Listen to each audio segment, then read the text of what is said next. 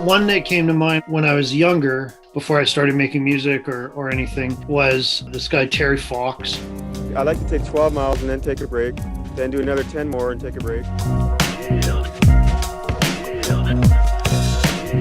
Now, Terry Fox, he had cancer, and so he was running across Canada to raise money for cancer, and he had a prosthetic leg. This was in the early 80s. You know, things are very different. Like, there was no, what are those stupid things that people do online to raise money? COVID made my brain stupid. Crowdfunding. Crowdfunding, yeah. Oh, there you go. That's stupid shit. He started in the east coast of Canada in the 80s. It wasn't like sports nutrition. He had a fucked up old pair of Adidas sneakers, which now they make like a memorial pair of with the map inside the insole. But when he started running, it was just like, I think it was just like him and his brother in a van, and no one knew he was doing it.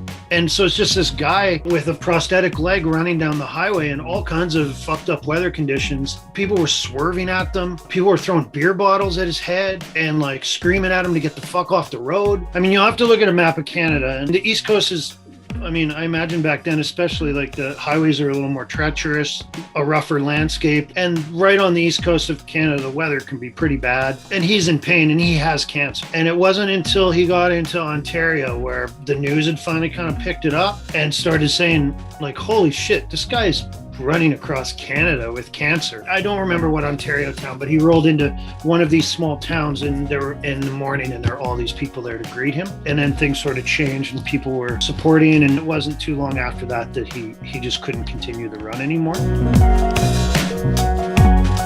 But as a kid, I remember being so inspired by him, and like life was always so depressing all the time and seemed so difficult, and where you're like, I don't even like running up the fucking stairs, and this guy's running across Canada in the snow and the rain and like.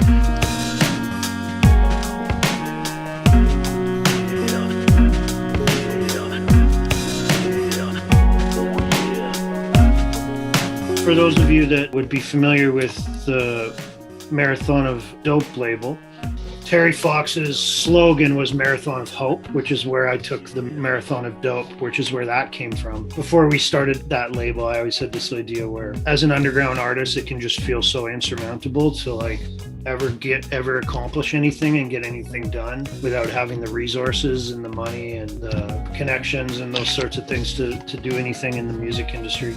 And also like as a homage to someone who I grew up having so much respect for. And in Canada, there are these, like, every year there's a Terry Fox run, and like different towns and cities. You know, there's Terry Fox parks, and the one of the small towns I lived in when I was a kid for a while had the Terry Fox Park. One of those parks, it has all those stops where you like exercise on really dangerous, janky equipment, and like I would always hang out there. And then more recently in the news, the white nationalist trucker convoy went to Ottawa here to protest COVID mandates, and they dressed up the statue of Terry Fox as an anti-vaxxer. Terry Fox was like raising money for science, so the irony of all of that. Right. Which pissed a lot of people off. Anyhow.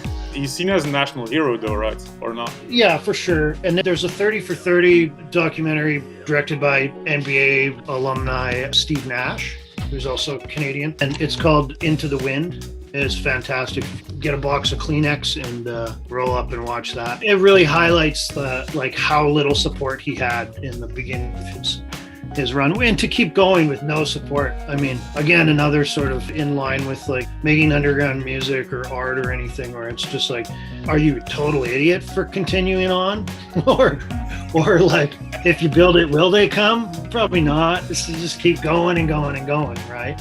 I mean, obviously his run was much different than making shitty rap music for nobody, but I like these little motivational talks that we're having every now and then.